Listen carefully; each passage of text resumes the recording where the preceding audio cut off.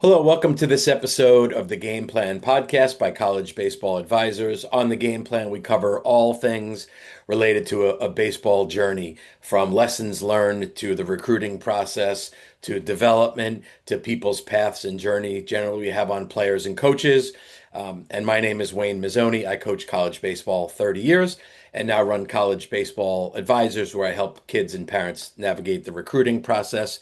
On that note, I created a free downloadable form, which is a roadmap on the recruiting process to actually see how kids actually get recruited and how coaches go about their business to recruit players. To get that roadmap, just go to go.collegebaseballadvisor.com/roadmap. Put in your email and it'll get sent right to your inbox.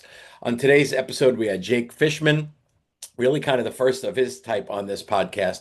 He is a player, made the big leagues, but also created an app called PitchLab, which is really cool, which I'll explain in a minute. But Jake's background: grew up in Massachusetts, was lightly recruited, went as a two-way player to Union College. As he developed and got stronger and put on velocity, he started to get attention from scouts, played in the Futures League, played in the Cape, was drafted, and made his major league debut with the Miami Marlins. His first ever at bat was against Francisco Lindor with the Mets. Talked about also playing for Team Israel in the Olympics, which was a great, cool experience. But we then also talked about PitchLab. PitchLab is basically TrackMan on your phone for a whole lot cheaper. So for those listening that want to be able to track their pitching metrics for the recruiting process or just the development process, go to PitchLab and download the app. And it's really, really neat. You basically get the TrackMan data similar to the TrackMan data, along with great video, and then even an overlay on the ball flight, which is really, really cool. So I really enjoyed this conversation. I hope you do too, with Jake Fishman from PitchLab. All right, Jake. So first of all, we were having a little laugh before I hit record with the game on 13, and our mutual friend Eric Holtz, who is one of the most awesome, craziest human beings on the planet. So that may come up. He'll be very pleased to know that we're discussing him, but that'll, I'm sure, come up in a little bit. So obviously, you have a great baseball background. The second part of this, we're going to do some tech. You're going to get on your phone. You're going to share your screen to talk about PitchLab, which is an awesome technology. But as I always start when I do these podcasts, can you talk about your growing up, which I believe was in Massachusetts, from an athletic standpoint? We know baseball was a part of it. Were you a baseball only kid, or did you play a lot of sports growing up? Yeah, great question. So I played a bunch of different sports, and I actually contribute a lot of my athletic development to my older brother. So he was 5 years older than me, and when you're 7 years old going up against 12-year-olds in the backyard playing tennis baseball, they're gonna crush you. And and they're just throwing so much harder than all the kids that you normally face. So I was able to like kind of hold my own against those guys, but then I would go play against my teammates, and it was just like so much easier. Right. So a lot of athletic development gained from that.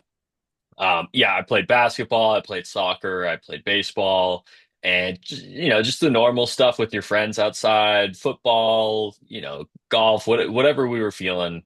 We were kind of bouncing all over the place. And then I hit high school and I played soccer my freshman year. I played all three sports my freshman year. My sophomore year, I dropped soccer, and then after my sophomore year, I dropped basketball. So junior year and on, I was baseball only. Um, I wish, looking back, I kind of wish I continued to play basketball further, but it is tough because in the winter, you want to prep as good as you can for your favorite sport. And for me, that was baseball.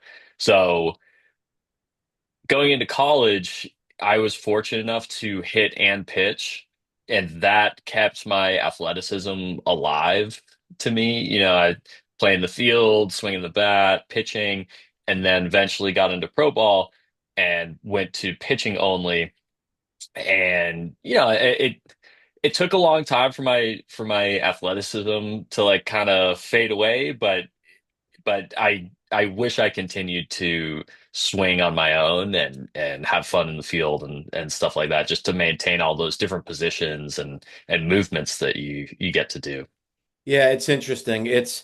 I don't envy the modern kid with the choices of sports. Like, I'm 56. In my era, you played whatever you wanted. You never thought specialized. Like, if you didn't like something, you didn't do it. But now the modern kid, I understand the pressure to kind of specialize. But what's interesting is when I'm dealing with kids that I'm advising for recruiting, and they're like, "Do you think I should give up my other sport, etc.?" I always say, listen, you got to follow your gut. If you love that other sport, you probably shouldn't. If it seems like work, maybe you should give it up. But you sort of just said, man, I kind of wish I kept playing basketball. And I refer back to kids I coached in college. A lot of them do regret giving up that high school sport. So there's no right answer, but it is interesting that you brought that up. And many years later, you're still like, maybe soccer was the right thing, but maybe give it up, and maybe basketball you do wish you played. But so Yeah, go ahead. I just want to comment that because you said something interesting, and the kids that are growing up today are in such a different situation even than what I had, because the level of skill is insane at younger and younger levels now. So people feel the pressure to specialize earlier and earlier, and it's a good short-term solution to get ahead of, your peers, but in the long term,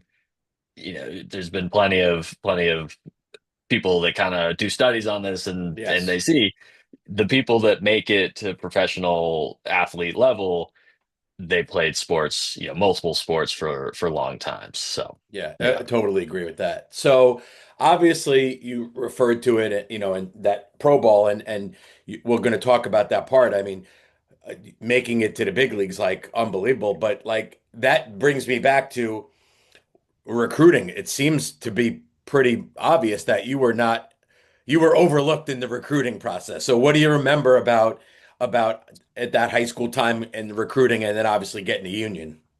Yeah, it's a tough time. Getting recruited is something that can be difficult for a lot of people. I found it difficult.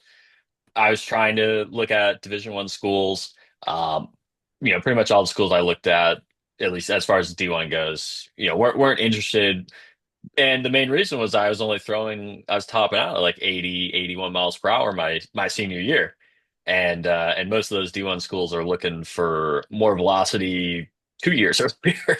Yeah. So, so I went D3, and I just remember, like, as far as the recruiting goes, what I got the advice of putting a list of 25 schools together, and you put some reaches in for baseball, some reaches in for academics, and then things that you would, that are kind of settled for both of those, and then a bunch in between, and email all 25 of them and see who's interested in that. And I just found that extremely helpful because it's a start. A lot of people just don't know where to start, Right. and that's where you start and you go from there. I was also advised basically that the giant showcases, that those are just hard to go to and grab schools' attention, and they can be expensive too. Generally, if a school is interested in you, they'll invite you to their own, little showcase day or like fall camp or whatever. Yeah. Um, and that's the way they get a better look at you. But recruiting, it's now spanning into your actual college experience, because everybody goes into the portal. Right.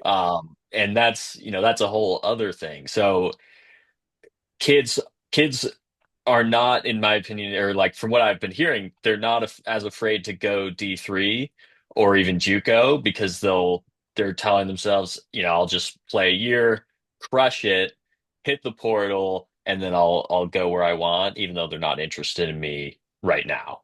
Yeah, and Um, I always say this, it's funny. This is an interesting topic, which is anyone who says that to me, if I'm working with them, I tell them that's a bad plan. Here's why.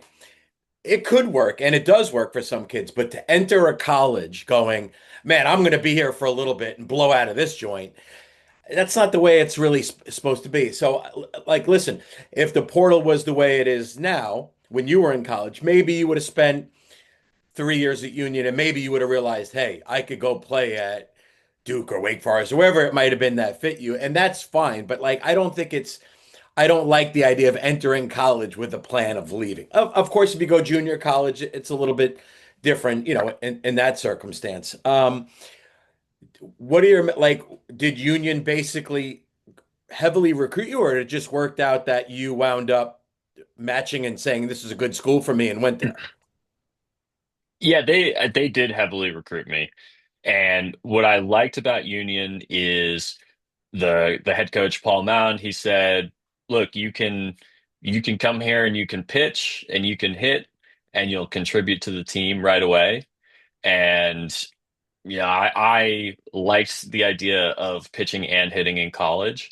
Um, the deciding factor for me was I ended up having four schools that I went and looked at. I did an overnight at them, talked to all the team and the coaches, and those were the overnight trips were extremely revealing. Yeah, They are absolutely necessary in my opinion because you learn about the culture of the team, you learn how the rest of the school actually thinks about them. I remember I visited Skidmore and I was hanging out with the guys and we were at a house hanging out or whatever, and there was a party down the street that looked like it was going crazy. And I was like, that looks really fun over there. And they're like, those aren't the athletes, so like we don't really hang out with them. So, we're just gonna kind of hang out here. And for me, I was like, well, that's not what I want in my right, school. And that's what at Union I did my overnight, and like nobody gave a crap who you were. You know, right. everybody was hanging out together, having a good time, athletes, non-athletes, whatever. So yeah, I had that experience, and it became immediately clear that that was what I wanted. So When, at what point in college did you real? So one thing I didn't know is I didn't realize that you were a two-way. So did you two-way the entire time there? yes, I two-wayed the whole time. The majority of the time played first base. Yeah, so I'd pitch game one, play first base the rest of the weekend. Sometimes they'd stick me in the outfield, but obviously I just thrown a lot of pitches, so Right. they wanted to, keep me at first base if they And could. at what point did you either, like you said, you pitched first game? Was that freshman year? Were you a weekend guy right away? I was, yeah, So yeah. so where did you develop velo by the time you got there, or did you just have extreme pitchability, or both happened? I gained a little bit of velocity. If I was topping out 80, 81 my senior year, I was probably 82, 83 when I got there as a freshman. But my 82, 83 is very different than the normal person's 82, 83, just because I have a lot of deception. There's a lot of movement on the baseball. So, that I can get away with getting professional hitters out, even if I'm feeling awful that day and I'm throwing 85.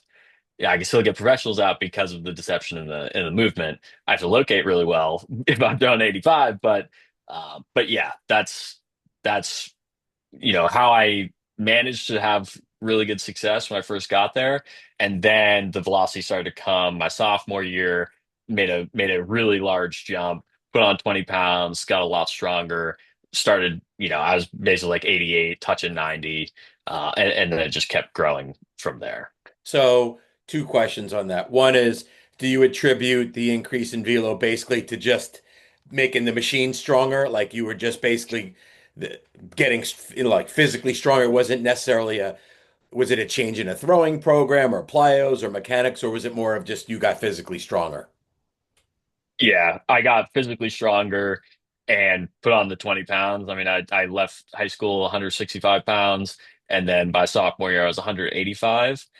and that made a huge difference because I was always, I had the athleticism. I was lacking some strength, but I was still kind of strong. So just adding the extra weight, I got bigger, faster, stronger all together, and it just everything worked together. So the mass equals gas was true Yeah. for Jake Fishman. Um, Yes. when did you, what summer was it that you were in the Cape? My junior year, that was 2016. Okay, Yeah. so that was after junior year going into senior? Yes. Okay.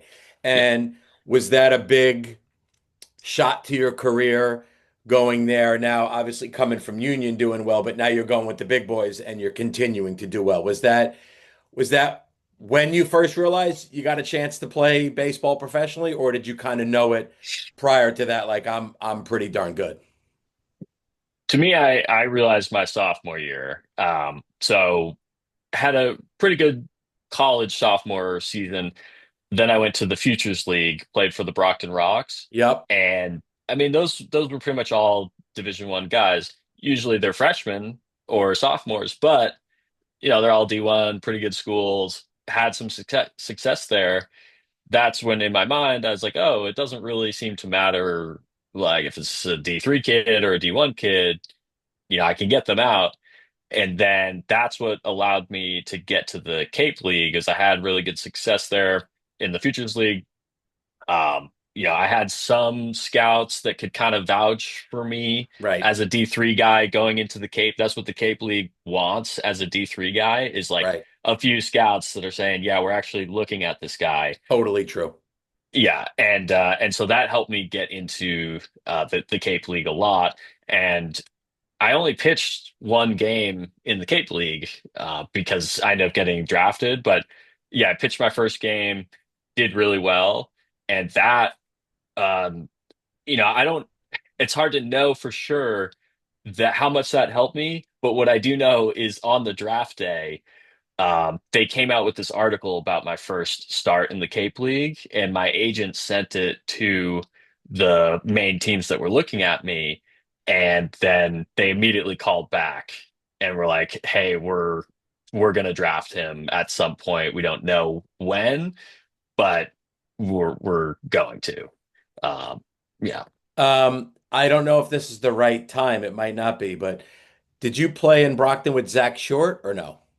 I did. You did. Yeah, That's sister. yes. So I'm the one who put Zach Short in Brockton, and Oh, that's obviously awesome. then Shorty went on to play in the Cape and is Yes. bounced around in the big leagues and is with the Yankees now. But that's funny. Wow. Yeah. Yeah. Look Yeah. at that. And he loved that experience that summer. Did you? Yeah, Yeah. you enjoyed it too. I'm assuming. Yeah. Obviously. Yeah. Yeah. Great. It was a awesome summer. It was a great group of people. And yeah, I'm sure he said something very similar. It was an awesome summer. That's Yeah. great. Yeah. Talk about now, you know, you're in the and you spent ultimately from when you were drafted, which was what, 2016? Yep. So you're drafted in 2016. You spent how talk us through or talk me through the journey minors up to the majors. The long journey. Yes, I know. Well, yeah. Yeah. Well, Yeah. again, for the purpose of the podcast, I mean, what are Yeah. the Well, takeaway when you're 70 years old? What are you going to remember about yeah, that experience? for sure. For sure. So the main thing that stands out to me, as I'm going from level to level, is every level requires you to make some sort of adjustment. And for me, I had an awful rookie ball campaign, which I look back and I laugh at because I realize now what the problem was. Um, I come from a D3 school, getting stuck in rookie ball. You're facing a bunch of like Latin kids that are really young, and if you throw it over the plate to them, they're gonna demolish it. Right, That's what they do. right, What I didn't understand was I could just throw it below the zone or, a little bit out of the zone and then they right. don't do anything. But I was like so strong-headed that I wanted to just throw strikes, and long term that helped me a lot because as soon as I got out of rookie ball, I started having great success because I was facing more mature hitters. that weren't just swinging at everything Right. that they saw. Yep. Um, so yeah, so awful rookie ball. I actually came in as a starter until I gave up 12 hits in an inning to the Tigers in one, and then they're like, yeah, I think we're gonna move you to the bullpen. I was good with that. Uh, got to short A, had a really good year. Um, went to high A, started getting smacked around again. And I was like, I don't know what's going on until one of my pitching coach pulled me aside and he's like, hey, like you have a really good sinker, right? I was like, yeah, it's good. He's like, okay, well, you're currently throwing it at the thigh and it has to be at their knee or slightly below.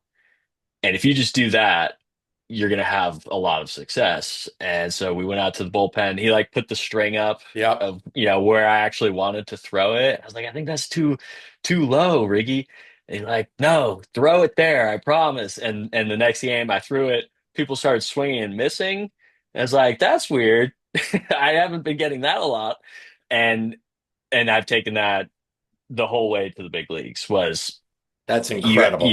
yeah, which it was insane because as soon as I started doing that, so much more weak contact, swings and misses. I made it up to AAA that year, went from high A to AAA, got the opportunity there, and just did the same thing. And guys were still doing the same thing, same response to my pitches. And that's when I knew I was like, okay, this is the key to my success. I could go anywhere, and as long as I pitch exactly in this height, I'm gonna be fine. Yeah, So it's interesting. It sounds like what you were doing was throwing the fastball sinker basically from a good hitting pitch at the thigh to still a hittable pitch at the knee. And he yeah, had you go from a hittable pitch to a not hittable pitch by the time it got there. exactly. Right. Yes. Yep. Did Yep. he, because obviously we're going to talk PitchLab that you founded and all this stuff, but like, did he use his gut for that? Did he use any metric systems for that? What do you remember about, is that just like intuition? Yeah, that was totally his intuition, which awesome for him. Um, at that point in my career, we weren't super analytics heavy still. This was 2018. We had the data available to us, but nobody really knew what was going on yet. And it wasn't until I hit AAA in 2021 where the data really changed my career. And so I was in AAA. My sinker was having really good success, but my slider, which historically had been really good for me, was poo-poo in AAA and just getting smashed. Yep. So I didn't understand what was going on. Um, Theoretically, it was the change from the minor league baseball to the big league baseball was affecting slightly how the ball was moving. And so I was throwing a gyro, so I was basically getting zero vertical break and zero horizontal break on my slider. And I wasn't throwing it hard enough for that to be effective. So I switched to a sweeper. So that will, generally be zero vertical movement, but now I'll get anywhere from 15 to 22 inches of horizontal movement, which plays really well with my sinker, which Right. does the same thing going the Yep. other way. Right. So, Right. Right. it was tricky for me because I released the ball from such a side slot that even if I throw a ball that doesn't move, to me, it looked like it was moving, even though it's going straight, just because it had such a steep angle to it. Right. So you take that steep angle, and now you add 20 inches of movement to it. It's insane. Um, so that totally like changed. That took me from an average AAA pitcher to a big league guy that could actually strike people out consistently. Really, that's so. I mean, it really cool story in that one of the adjustments was from intuition on a coach, and the other one is, well, obviously, if there was no tech, eventually you would have maybe made that change because when the slider keeps getting pounded, some right, Right. some Yeah. you gotta play around until. I mean, it's funny when I was coaching in college, pitching coach, like my way to do what you're talking about was after like live at bats within the team, I'd have the pitcher and the hitters go sit together and talk it out. And the hitters would say, "Dude, that slider that you love, I rake that. That thing is easy to pick up." And then the pitcher would say something back to the hitter. But now that's what a lot of these analytics do is they and these metrics is can back up or help Yeah. it make the adjustments faster. What was your day of call up? Yeah, my call up was a little interesting. I was sitting in the bullpen in Gwinnett, which is the Braves AAA, and it was we had kind of a schedule for pitching, but not really. We didn't always follow it. But I was like pretty much available to pitch that night. And they start calling people out of the bullpen. We're running out of guys. I'm like, this is weird. I should probably be in there. Definitely next guy up. And then they call all these people that are on short rest. I'm like, okay, this is weird. Right. So I come in after the game and they call me and one other guy into the office. And I'm like, okay, this is kind of weird. I don't know what's happening, but we'll see. And so they tell me and Nick Neidert, they say, hey guys, you are going to Miami tomorrow and you're not activated yet, but you're gonna be on the taxi squad and you might get activated. So I was like, oh man, okay. So I call my parents, tell them what's happening. They're like, okay, we're flying down just in case because they can't miss it. And so I get to Miami and I go in, I see Don Mattingly, I say hello to him. He says, hey, Fish, just to let you know, you it's either going to be you or Nick that gets activated today. Like we're going to activate somebody. So okay, I start panicking.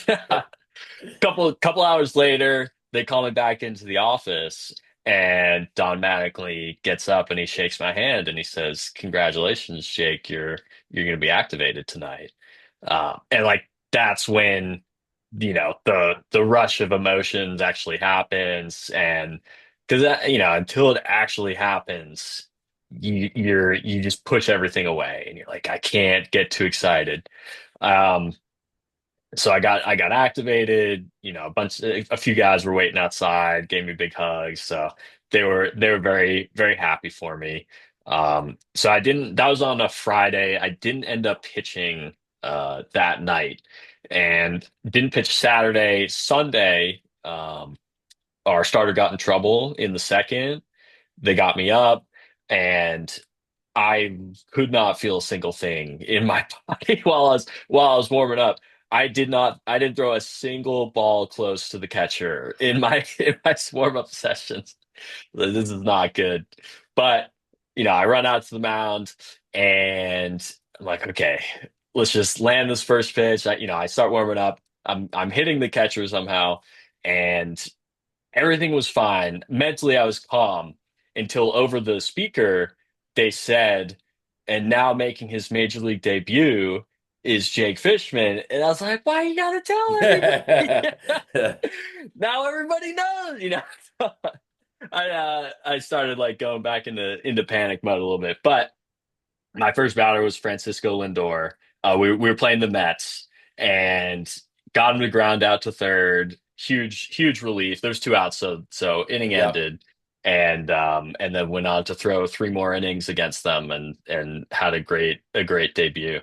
So Yeah, that it is amazing. Like sometimes when I watch even the baseball playoffs, like last year, or great tight games, it's like, how are these dudes not incredibly nervous out there? But I think eventually it just becomes baseball again, the baseball you've always played. But boy, in that beginning, yeah, that's a great, I mean, I would have loved to have been there to watch that bullpen before you went out, where it's like I could see that too, where you like can't even feel your hands and like, oh my God, just yeah, panic. Um, yeah.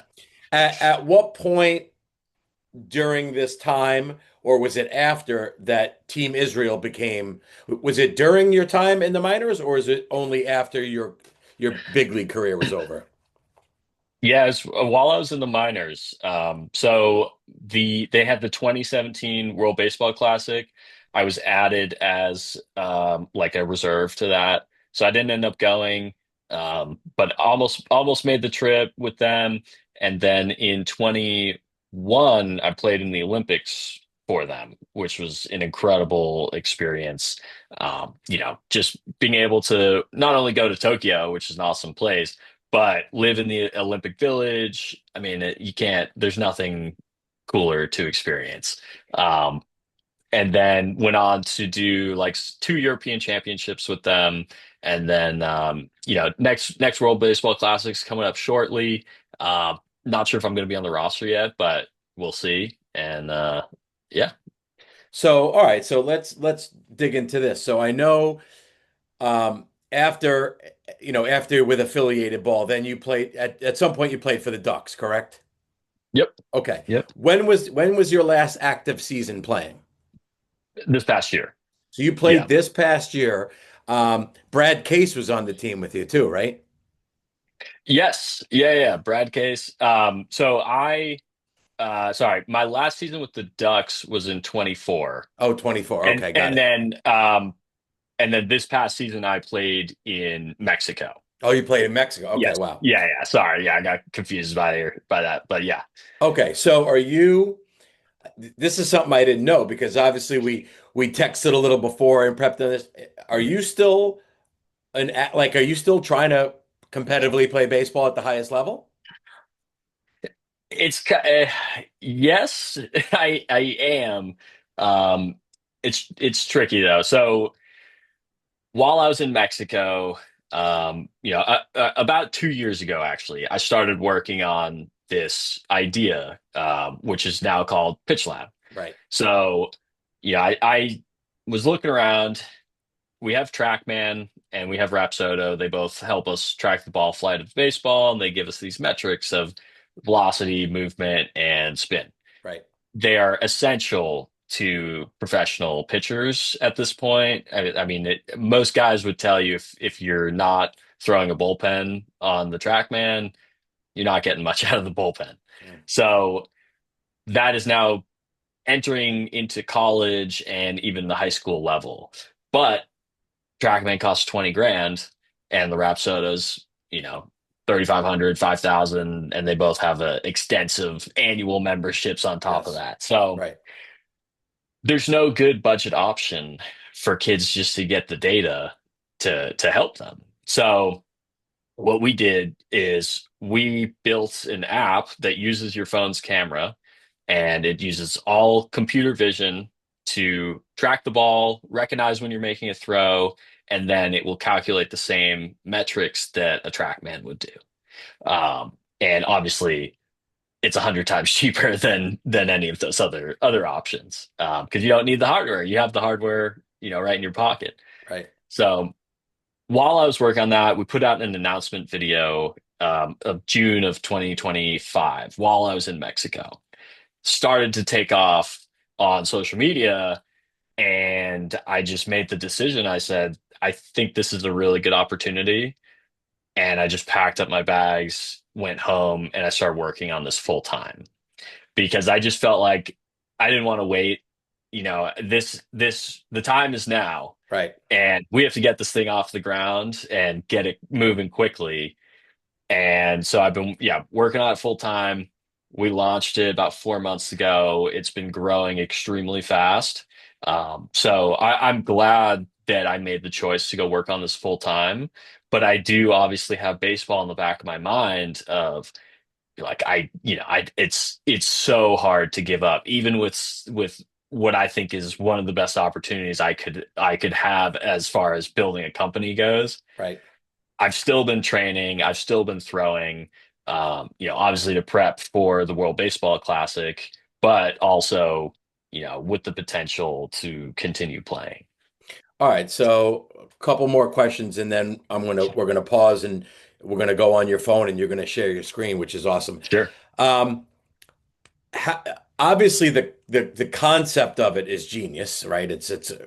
Are you um more of a business guy or are you a tech guy? Like in other words, did you say, "Hey, I have this concept for this app. I will now lead the charge and hire people to make it," or do you have any type of coding tech where you actually built it yourself? I'm very curious. Yeah, I do have a software background. obviously, my primary job is baseball for the Yep. past 10 years, but I did build and launch my own app about 5 years ago over COVID when I wasn't playing. And it was just kind of like a silly little, there used to be a touch bar on the MacBook keyboards. And so I built an audio visualizer that just dances to the music, Hmm.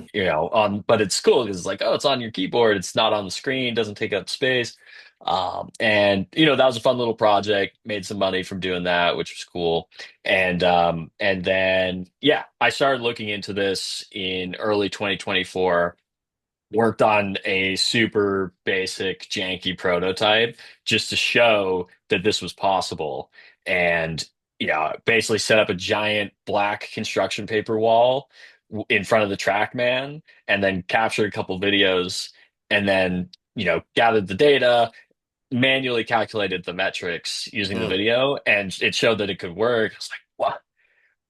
Why has nobody done this yet? Right. Like, this is insane. Right when I was finishing that prototype, I was showing it to a high school kid at the gym I go to, and he's like, "Oh, you got to go talk to my dad. He's a great programmer." I was like, "Ah, okay." Sure.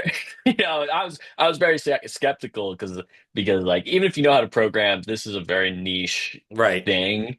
So I went over, I start talking to the guy, and he's got a PhD in physics, and he's got 25 years of computer vision experience. And he just tore apart my prototype. And he's like, "Well, why are you doing all of this stuff this way? You should do this, this, and this." And I was like, "Well, I have no idea what I'm doing, but I'll go try those things." I did them, everything worked better. Wow. And then I was like, okay, this is obviously the guy that I need to be working with. So yeah, so we just started meeting every week, and then eventually, made it official, and we've been working together ever since. All So right. he's So yeah. I mean, I love this. This is really cool. You're an interesting guy. Last question before then we'll pause, and when we resume, it'll be you sharing your screen. Sure. So you are still basically training, like, are you to the point where maybe you hope to get like if someone called you for spring training, you ready to roll? Yeah. Yeah. Whoa.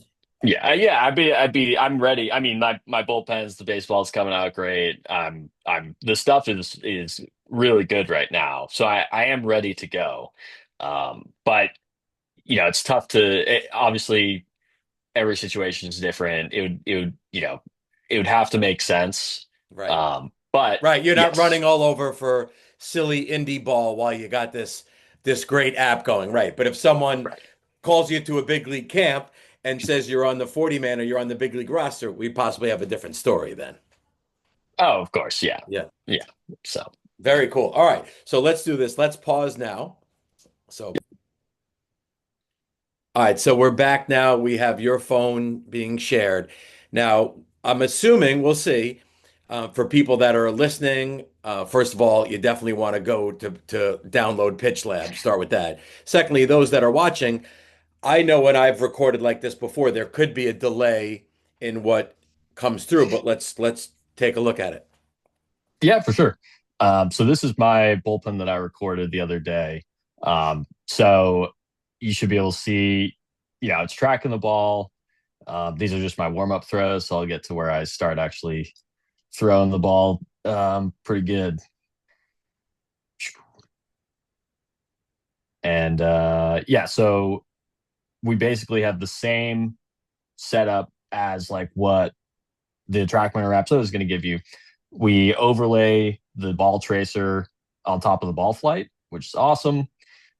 We get the velocity, the vertical brake, the horizontal brake, the spin, and the spin direction. Um, yeah, and then we give you all these graphs that show you how your pitches are actually moving.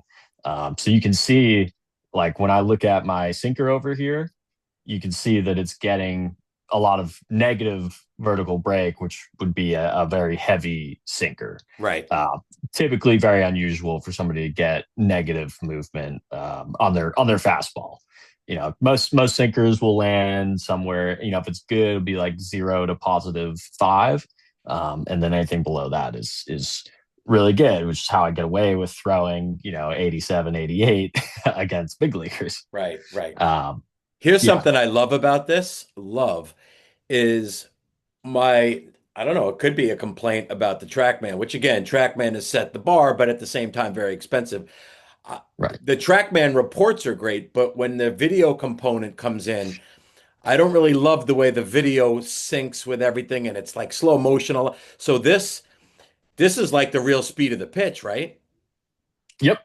Yep. It's real speed of the But pitch. you can Yeah, also then can you slow that down if needed too? I can, yes. So Wow, dude. yep. You can go every you can go 40% speed, or you can go 10% speed. Mm. And yeah, and it'll give you the playback. And yeah. And I think you told me this on the phone. So the besides what it can do, which is I'm blown away. It's going to be behind the pitcher, ideally on a tripod, not handheld, correct? That's correct. Yep. Okay. And is there anything that has to happen? Are there any parameters of where it needs to go? Is it just in the release window? Yeah, pretty much. So ideally, the tripod is roughly 2 to 3 feet behind the pitcher. And then we give you a little white box in the middle of the screen. And as long as the kid's release is in that white box, we'll track the ball, no problem. Wow. Yeah. Wow. So So let's talk a little business here for a second. So for anyone watching, listening that is blown away by this, which is no, it is impressive. It's basically a TrackMan on yeah, your phone, if you will, right? Like, I yeah, mean, yeah. it's fantastic. Explain how people who want to use this can get it, whether they're a coach with a team or whether it's an individual. What's the way they would go about it? Yeah, so you can download it on the App Store. We have a free tier, so you can do 25 throws a month for free. Yeah, I see that as like, okay, there's a lot of people that obviously can't afford even, $25 a month for an app. So this will give them the chance to record one bullpen a month, still track their progress. And then, if you do if you want unlimited throws to consistently track everything over time, then, for the individual person, it's $25 a month, or 150 for the year, which works out to be 1250 a month if you want to pay annually. So we do have a coaches tier as well. So we have different plans for high schools and for colleges, and then, like independent coaches. So yeah, if anybody's interested in that, just shoot me an email, and we can send you some more info on that. And I will post all your socials and all that stuff in the show notes. Yeah. But for right now, for anyone again listening, what's the best way you want someone to get in contact with you that wants to maybe take that bigger picture with it? Yeah, for sure. Yeah, you can email me at jake@pitchlab.app, or just shoot us a DM on Instagram. We're at PitchLab app, and yeah, very responsive on there. So that works as well too. All right, so back to this for a second. So you also mentioned tracking over time. So obviously all the pens that you're going to throw or someone's going to throw are going to be recorded here. Is there anything um, that can be, downloaded or taken off or is it everything is basically gets reviewed directly on the app? We do have a web dashboard. Yeah, so you can kind of look at everything on a bigger scale. And then, yeah, we offer for coaches, you get like a CSV access to all the data, and then we generate a PDF report where it basically takes all the graphs and all the charts, sticks it in a PDF, so you can look at everything on a bigger screen if you want to do that, or shoot it off to your player after the bullpen's over. Okay. Yeah.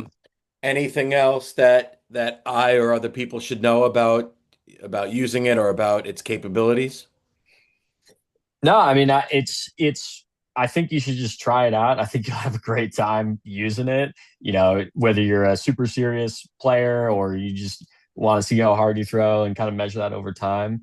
Um, Data will unlock a surprising amount of insights to your abilities and how you should train. Like, just having the data available to you so that you can look at it and make these new ideas and these thoughts. Like, there's just so many ways that you can use the data to actually further your training. Yeah. And actually, that leads to another question.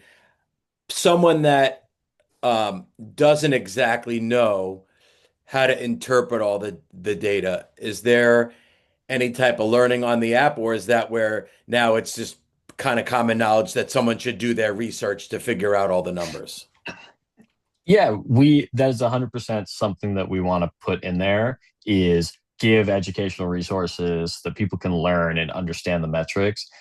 One of people's favorite things is just the ball tracer, Right. because not everybody understands what -2 vertical break is, but everybody can look at the ball tracer and see what the baseball's actually doing. It's like, oh, I get it. My slider's not sliding. you Right. know? That's a great Yeah. point. You're right. I mean, and I don't know anyone else that has the ball tracer. That's a really neat feature. Really is. Yeah. Yeah. It's great because you can do it in real time. Um, yeah. It's really nice to just be able to get the instant feedback. So you can make a pitch, see what the data is, make an adjustment, see if anything changes, and that's how you can further your training. Well, that actually brings up another good point. So, and let's talk about you, because you not only is it your app, but you also are a high level pitcher. When you're throwing your pens on it, will you complete the pen and then review, or are you actually throwing a few pitches, going over to the phone and seeing what it's doing? Like, how does Jake use it? Yeah. So it depends on my intent for the bullpen, but generally, I once I'm fully warmed up and I'm ready to focus on what I'm working on, I will make one pitch and I will check the data basically after every single pitch, because I'm working on something very specific, whether that's trying to shape my slider better or I'm trying to increase my velocity. I want to know pitch to pitch if I'm changing something and if it's working. Right. And so the video is great for that because you can check, okay, to actually make the change that I was trying to make. So the video will say yes or no. And if it's a yes, okay, did the velocity change? And if it's a no, it's like, okay, that's not the right thing for me to try and do. So it's a valuable feedback loop in that way. Um, and that's generally how most professional pitchers, when they're intensely working on something, that's how they're doing it. They're not doing that every single bullpen or every single Right. time, Right. but yeah, that's kind of like the training Right, mentality. especially, yeah, you're either that, especially when you're in off-season pitch design mode and you're trying Right. to, right, exact, and then maybe when it's in season, you want to make, if your stuff is going well, you want to make sure that you're hitting all your marks there. I'm also laughing at this dude getting carved up by your pitch right here too. I repeat there poor also. poor Ryan. Yes. I'll have to So send him this. Yeah. if you want to go to the next pitch, what do? You just hit that right Yeah, there. so you just swipe up. So it's similar to like a Instagram feed or a TikTok. Yeah, you just swipe up, and then they'll bring you to the next pitch. So All right, I have yeah, one last question, and you don't have to yeah, answer it. Um, Do you have down the road plans to potentially expand, whether it's golf, whether it's hitting, like, do you see other uses for what you've created? yeah, absolutely, absolutely. The technology applies to other sports. We 100% want to jump into golf and football and soccer. There's so many applications to it. Our main priority right now is getting this to function behind the catcher and then behind the backstop so you can use it in game. Hmm. That's a huge unlock for so many people because even the Rapsodo, you can't just stick a Rapsodo on the field in the game. And Right. even if you have the portable TrackMan, well, there are it has to be like 8 feet behind the catcher. So to be able to use this from behind the backstop will unlock so many middle school, high school programs, even college programs that want the data in game, and it's just unobtainable. No, that's a great point. You're right. I mean, Me from a coaching standpoint, this is what I like. I admit I love this. This is the view that a coach stands and watches, and now you have the data to go with it. But I totally get what you're saying. Right. Either whether this is behind the catcher in a pen or whether it's behind the backstop in a game, I could see that being valuable. But what you've done here is, Jake, it's awesome. I'm so glad that you came on today. We got to meet, hear about your story, and see this app. And I know I'm gonna definitely get it and play around with it myself. Awesome. Yeah, for sure. Thank you for having me on. Really glad to be able to talk to you. You got it, buddy. All right, I'm going to pause it now. Thank you, everyone, so much for listening to this episode of the Game Plan Podcast by College Baseball Advisors. Again, I'm your host, Wayne Mazzone. My background is 30 years as a college baseball coach. For the roadmap to recruiting that I referenced earlier, the free copy, just go to go.collegebaseballadvisor.com/roadmap and you'll get it sent to your inbox for free. All you have to do is enter your email. And again, hope you enjoyed this episode. Tomorrow we record with Tracy Smith, head baseball coach from Michigan, and we'll release that next week. Thank you again so much and look forward to talking to you soon.